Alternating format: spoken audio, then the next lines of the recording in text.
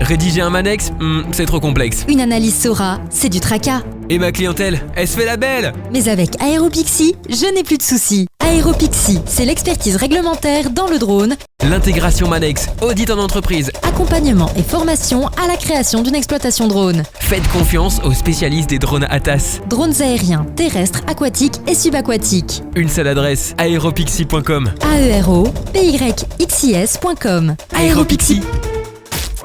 Fréquence drone. Decollo.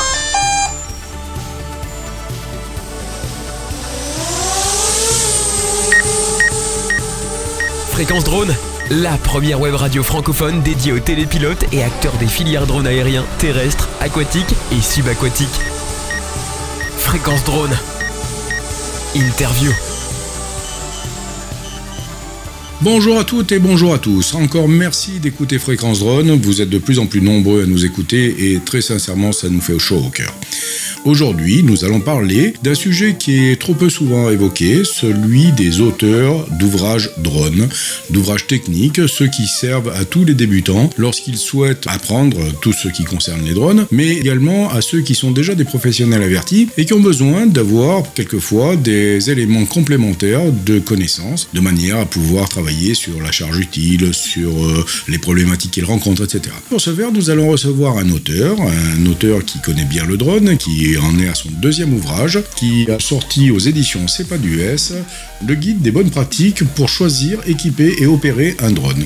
C'est donc la deuxième édition, et je vais recevoir tout de suite monsieur Sofiane Arixi, qui est l'auteur de cet ouvrage.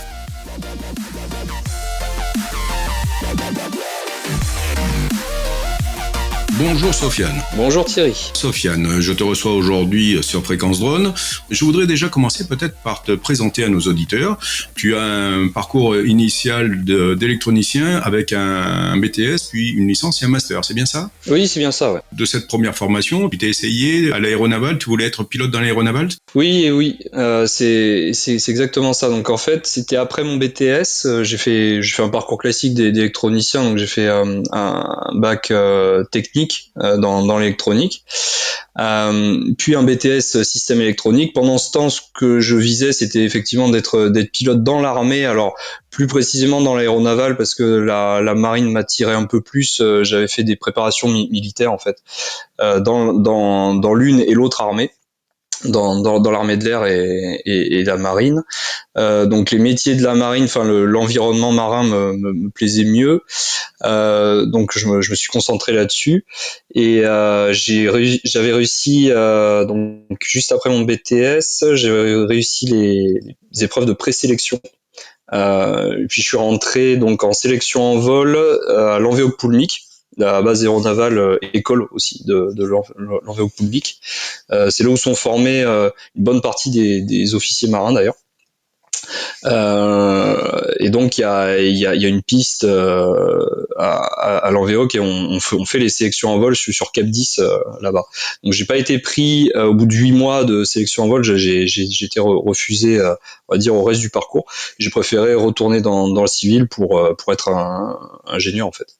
D'accord. Est-ce que tu as passé ton brevet de pilote donc? Oui. Alors j'avais passé bien avant. J'avais passé en 2009 mais la sélection en vol, je faisais partie de la promo Alpha 2013. Donc voilà, j'avais déjà plus d'une centaine d'heures de vol à mon actif. Donc autant dire que tu connais l'aéronautique. Oui, modestement, voilà, comme un pilote du dimanche, comme on dit, mais oui, ça donne de bonnes bases, on va dire, effectivement.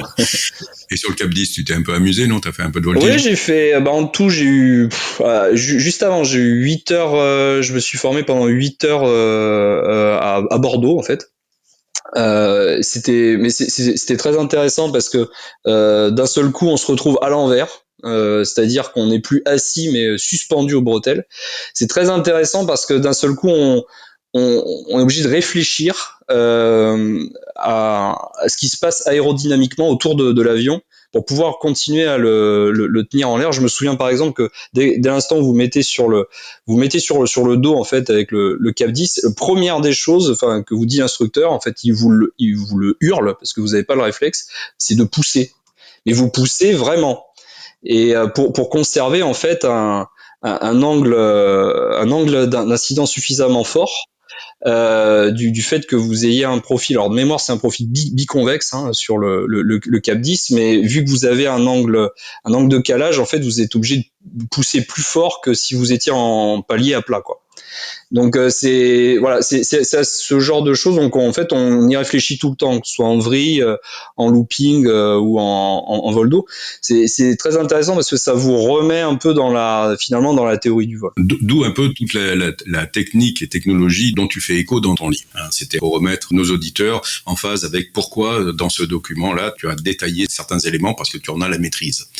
Alors après t'être essayé à Marine Nationale, tu as donc fait ton master et tu as essayé de partir dans un doctorat, mais tu as fini à la Société Boréale.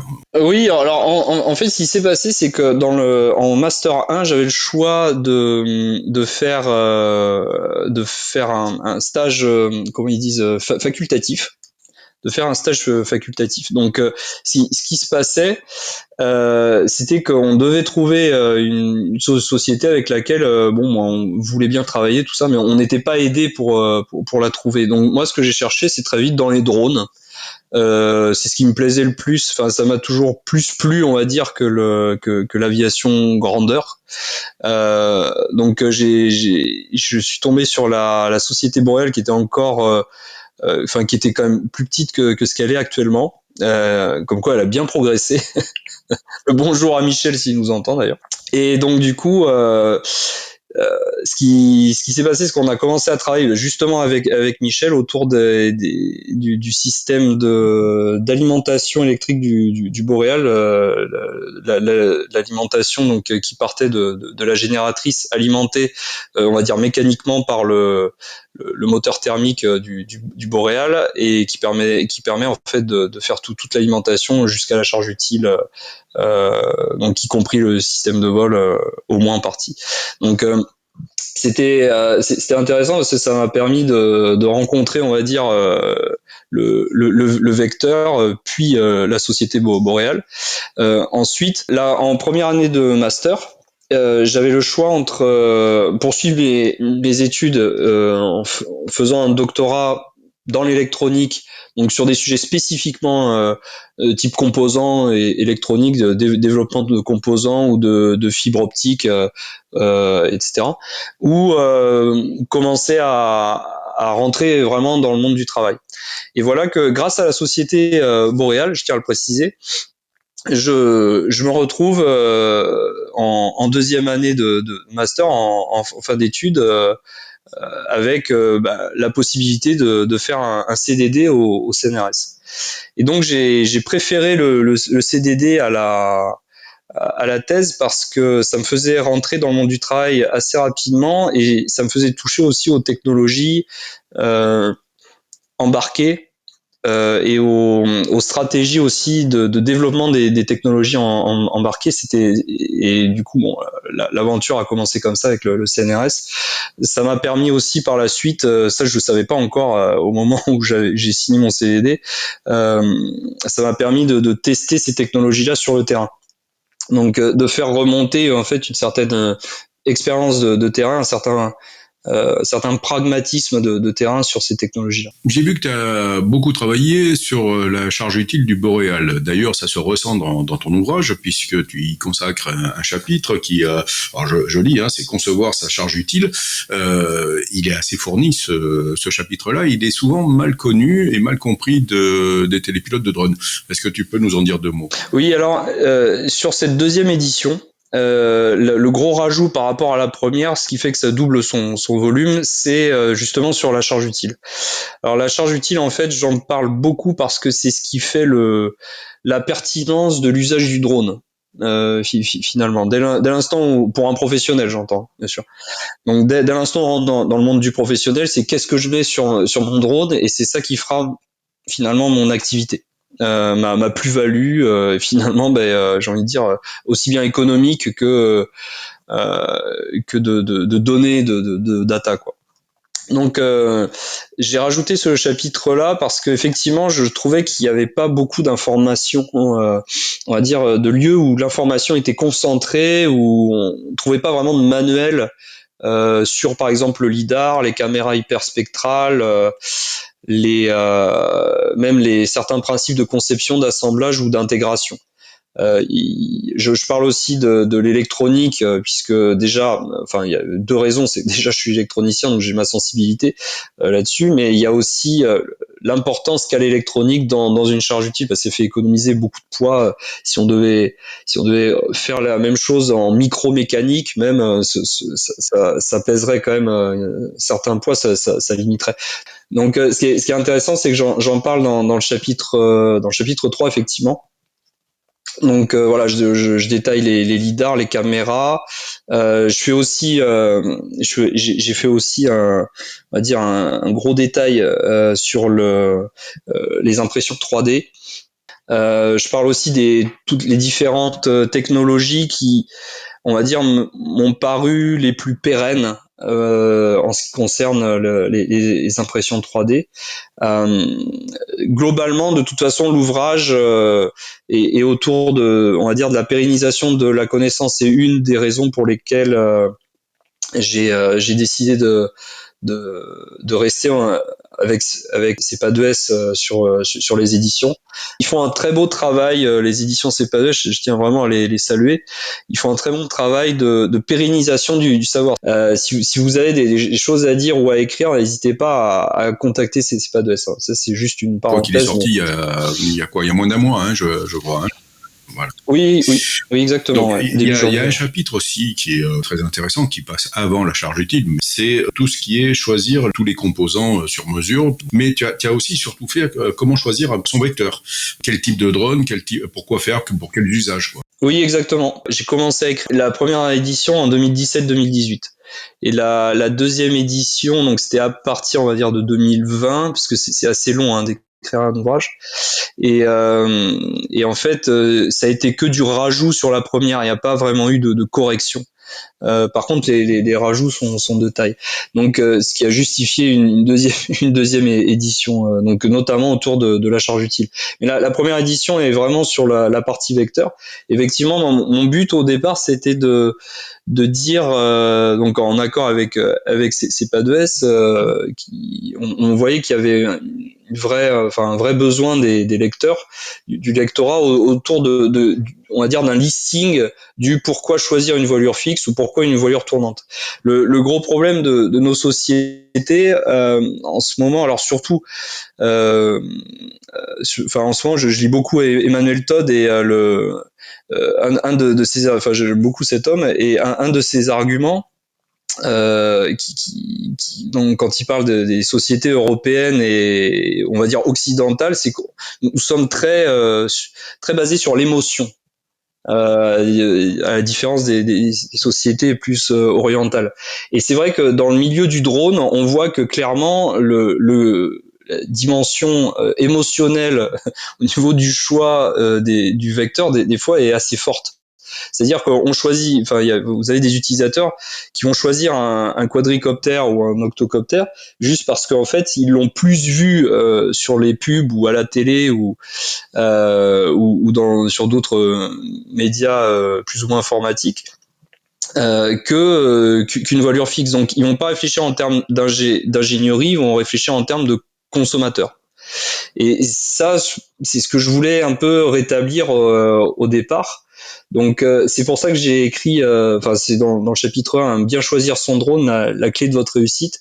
Ce qui est très intéressant, c'est que le choix du vecteur va vraiment déterminer, j'ai envie de dire, la réussite de toute l'opération, parce que selon si vous avez besoin de stabilité, selon si vous avez besoin d'endurance ou d'une adaptation plus à la restriction, on va dire, géographique du terrain. Donc typiquement, vous avez une surface pour atterrir qui est vraiment très petite. Donc même si vous avez besoin de beaucoup d'endurance, finalement, vous allez quand même devoir vous tourner vers une voilure tournante. Mais vous comprenez que ce choix-là, s'il est fait avec en pleine conscience d'ingénieur, ce sera pas du tout la même chose que si vous avez été influencé par on va dire par des commerciaux, quoi. Il y a un chapitre qui m'a bien plu, c'est opérer sur le terrain. Et en préparant cette émission, tu m'as raconté une anecdote qui concerne un ballon qui s'était détaché. Tu peux nous raconter un peu cette histoire de ballon? Oui, alors c'est cette histoire de ballon. Alors j'étais à Météo France, donc ça devait être en 2010, ça devait être en 2020 pendant la campagne Sofog. Donc en fait le but de la campagne Sofog c'était de mesurer les paramètres du brouillard. C'était une très grosse campagne. Hein. Il y avait plusieurs nations en fait. C'était en France, dans les Landes, mais il y avait plusieurs nations qui y participaient. Et donc Météo France avait déployé un nombre vraiment titanesque de capteurs, donc aussi bien sur des mâts que sur des drones, que sur des ballons. Des ballons qui étaient captifs. Donc le but du ballon, alors moi je faisais pas partie de cette équipe-là, mais bon, étant donné que je faisais partie de l'équipe des drones, on était quand même assez rattachés, parce qu'en fait le ballon nous servait de point de calibration en fait. Nous servait à calibrer les instruments. Donc ce qui est intéressant avec ce ballon, c'est qu'il était captif jusqu'au moment où en fait il y a eu une erreur de fait, le câble s'est rompu.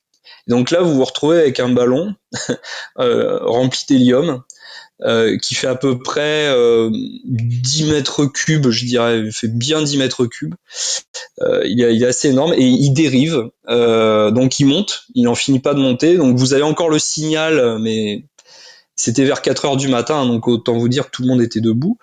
On est allé vous chercher parce que il y avait besoin de monde pour prévenir, pour commencer à prévenir tout le monde et à appeler surtout, notamment l'aviation civile.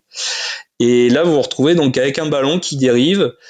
Et on s'est dit heureusement qu'il est 4 heures du matin et qu'il n'y a pas de trafic plus que ça dans le ciel. Et en fait, ça nous a assez marqué parce qu'on a vu, si vous voulez, on a vu les erreurs techniques qu'il y avait pu avoir, mais au-delà de ça, on a vu déjà la peur que vous avez de blesser quelqu'un, parce que ce ballon finira par monter, exploser et peut-être redescendre. Enfin, on ne sait pas, peut-être il percutera pas. C'est ce peut-être qui rend la situation vraiment très inconfortable et pendant des heures. Hein. Donc, je vous laisse imaginer. Et donc, on avait appelé Météo France, le centre notamment c'est des militaires qui gèrent ça. C'est le centre de gestion en fait des crises nucléaires. Alors c'est intéressant parce que dès l'instant où vous avez une explosion, quelle qu'elle soit, on va dire par charge ou un accident d'une centrale nucléaire, en fait vous avez de suite ce centre qui se met en route. Vous avez les modèles en fait de dispersion des fumées radioactives qui se met en marche, et en fait vous avez un opérateur qui vous dit à partir de quelle heure où en sera le nuage en fonction des conditions météorologiques du jour. Et en fait on s'est servi de ce modèle là, on a appelé ce monsieur là en fait pour le monsieur de la permanence pour avoir la trajectoire du ballon quoi. Et effectivement elle était bonne. Ce qu'on pensait pas, c'était qu'en fait le ballon allait finir par s'échouer dans un champ. Alors de mémoire, il a explosé, il s'est échoué, on va dire assez violemment. Il a explosé, il est tombé dans le champ, et en fait par moyen, on va dire de réseaux sociaux, un beau soir, on a eu l'information comme quoi la charge utile avait été récupérée par quelqu'un. Mais seulement ça avait fait, je dis pas que ça avait fait le buzz, mais un peu quand même. Est-ce qu'il y avait marqué Météo France dessus? Donc on a pu récupérer la charge utile, on a vu effectivement le parcours du ballon GPS inclus quoi, et c'était assez impressionnant, mais ça a été une leçon surtout de sécurité. C'est-à-dire que la grosse question c'était déjà jusqu'où vous gardez le contact avec votre ballon, parce que être dans l'incertitude, il y a rien de pire quoi. C'est-à-dire appeler la sécurité de l'aviation civile et leur dire on a perdu le ballon, on sait que c'est dans cette direction-là, mais on peut pas vous dire depuis tant de temps on a perdu le contact, on peut pas vous dire là à l'heure actuelle où il est précisément. Et ça c'est vrai que ce degré d'incertitude là il est fort. vous commencez à faire des paris, donc c'est un peu compliqué. Ouais. Si je comprends bien, aujourd'hui, les analyses SOA liées à la zone adjacente, en gros, on te la doit. Je sais pas. En tout cas, non, je pense pas. Par contre, c'est là où j'ai pris conscience déjà de l'importance de la réglementation, si j'avais encore à prendre conscience de ça après être passé dans l'armée. Mais au-delà de ça, j'ai surtout pris conscience qu'il fallait des réponses des réponses techniques en fait en face des problèmes légaux. Et qui derrière en fait les problèmes légaux qui adressent des problèmes de sécurité. Et je me suis dit d'accord, donc dans mon ouvrage ce que je vais faire c'est qu'à un moment donné je vais mettre carrément une équation sur le calcul de portée d'une antenne à 2 giga 4. Et voilà, une équation qui est vérifiée sur le terrain, qu'on a vérifié nous-mêmes à maintes et maintes reprises.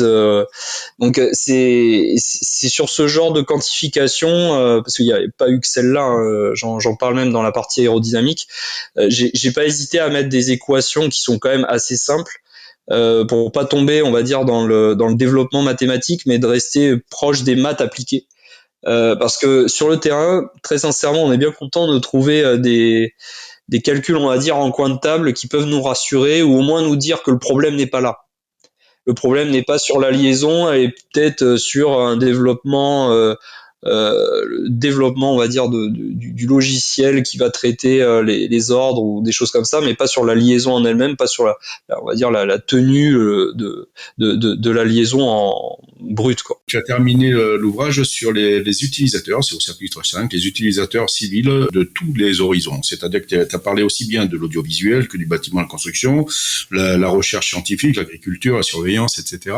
Pourquoi avoir rajouté ce chapitre-là, puisqu'il est un peu en décalage avec l'ensemble de l'ouvrage, bien qu'il soit à propos, hein, on est bien d'accord. Alors moi je l'ai trouvé, alors j'ai voulu faire quelque part presque alors déjà j'ai voulu faire une salutation, on va dire, aux différents utilisateurs civils qui utilisent les drones, hein, pour à chaque fois que le lectorat puisse se reconnaître un peu dans un ou plusieurs, on va dire, hein, domaines, que ce soit l'audiovisuel, le bâtiment ou l'agriculture, admettons.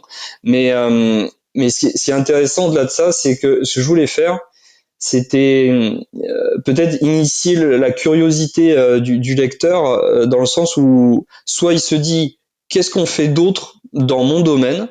Voilà, par exemple dans la surveillance, voilà, qu'est-ce qui s'est fait dernièrement, quels sont les usages les plus pérennes qui ont été mis dans un livre, qui sont peut-être, je suis pas au courant de tout, ou qu'est-ce qui se fait à côté, et puis peut-être même avoir des idées d'innovation. Donc c'était dans ce sens-là, dans un ouvrage, en fait, on cherche toujours à avoir une connaissance pérenne. On veut pas tomber dans le magazine. Donc ce qui est intéressant, bien que le magazine ait son importance, hein, je tiens à préciser, mais si vous voulez, on attaque à simplement un autre aspect des choses. Donc, cherchant la pérennisation, je me suis dit, mais y a-t-il une pérennisation finalement dans les utilisations du drone? Bah oui, ça fait quand même quelques années que ça existe, les drones. Donc on commence à trouver des usages qui continuent à se faire et d'autres usages qui ne se font plus. Donc moi, les usages qui ne se font plus, j'ai tendance à ne plus en parler, ou voire à pas en parler du tout s'ils sont trop jeunes. Par contre, les usages qui se font, hein, donc par exemple dans la surveillance, on va retrouver l'aide au sauvetage, que ce soit en milieu marin ou en milieu montagneux. Les pompiers du Pays Basque et les pompiers de Marseille connaissent très bien l'utilisation du drone sur ces deux plans-là. Mais on retrouve aussi donc un peu les mêmes aspects descriptifs on va dire en sous-chapitres sur les autres usages comme l'audiovisuel, le bâtiment. Donc il y a même là sur la recherche scientifique, je montre le degré d'adaptabilité des drones en fonction des différentes missions et des différents milieux. Pour clôturer, tu es un auteur d'ouvrages techniques, voire scientifiques, dans le domaine du drone. Est-ce que tu as d'autres ouvrages en cours à l'heure actuelle? Vers quoi tu te diriges? Alors, à l'heure actuelle, ce que je cherche à faire, c'est toujours continuer dans le milieu du drone au niveau professionnel. Au-delà de ça, un de mes sujets de recherche, en fait, c'est autour de la pertinence de l'usage des drones. On est dans une époque où on se pose beaucoup de questions, enfin la société se pose beaucoup de questions, et dont les ingénieurs, autour de comment utiliser l'énergie qui nous reste, comment utiliser les ressources qui nous restent, parce qu'on a enfin conscience que la Terre n'a pas une capacité infinie de production, et il va falloir se faire à la capacité finie qu'elle a. Donc d'un seul coup, les usages sont en concurrence les uns avec les autres. Ce que j'essaye de faire en ce moment, c'est de voir s'il n'y a pas une certaine rationalité à mettre en place, un peu à la manière, donc à ma toute petite échelle, à la manière de Jean Covici, ce que j'aime beaucoup chez cet homme, c'est qu'il Jean-Marc Jancovici sait très bien quantifier les problèmes, dans le sens où il va réussir à comparer certains domaines en prenant comme fil rouge l'énergie, et en disant bon ben voilà, l'énergie, si on l'utilisait comme ça, est-ce que d'après vous ce serait pas plus pertinent que si on l'utilisait d'une autre manière? Donc j'aimerais bien faire ça avec les drones. C'est en ce moment un de mes sujets de recherche, en tout cas d'intérêt. Donc à voir si ça donnera un ouvrage. Je rappelle ton ouvrage, c'est Drone, le guide des bonnes pratiques pour choisir, équiper et opérer. C'est aux éditions C'est pas du S. C'est en vente directe, c'est en vente en librairie. Comment on trouve ce livre? En librairie, vous pouvez le commander auprès de l'éditeur. Nous, on a eu sur la première édition, on a eu plein de commandes qui ont été faites par des particuliers, plus professionnels ou amateurs, et qui ont été faites chez leur libraire. Donc, on voyait que c'était un libraire. Enfin, quand je dis on, c'est avec Monsieur Marson. On a vu que c'était un libraire qui avait commandé la chose. Donc, ça s'est fait au Canada, en Suisse, vraiment dans toute la francophonie, à notre grande surprise. Et après, vous pouvez le commander sur Amazon ou directement sur le site de C'est pas du S édition. Oui, il vaut peut-être mieux commander directement chez C'est pas du S. C'est préférable. Ouais. C'est directement le meilleur endroit. De toute façon, c'est un éditeur qui est bien connu dans le monde aéronautique. Oui. Sofiane, je te remercie. J'ai passé un agréable moment en ta compagnie, et j'espère que nos auditeurs aussi. J'espère que ça te donnera envie de lire ton ouvrage et les suivants. Je te dis à très bientôt. Je te remercie pour cet excellent moment passé à ta compagnie. Et merci beaucoup. Merci à vous. Une interview réalisée par Thierry Mort pour Fréquence Drone. Vous êtes télépilote, exploitant de drones, constructeur ou encore société de services dans l'une des filières drones? Vous aussi, passez à l'antenne dans le cadre de nos interviews. Écrivez-nous à contact@fréquence-drone.fr ou via le formulaire de contact de notre site internet. Vous participerez ainsi au développement de nos émissions tout en gagnant en visibilité.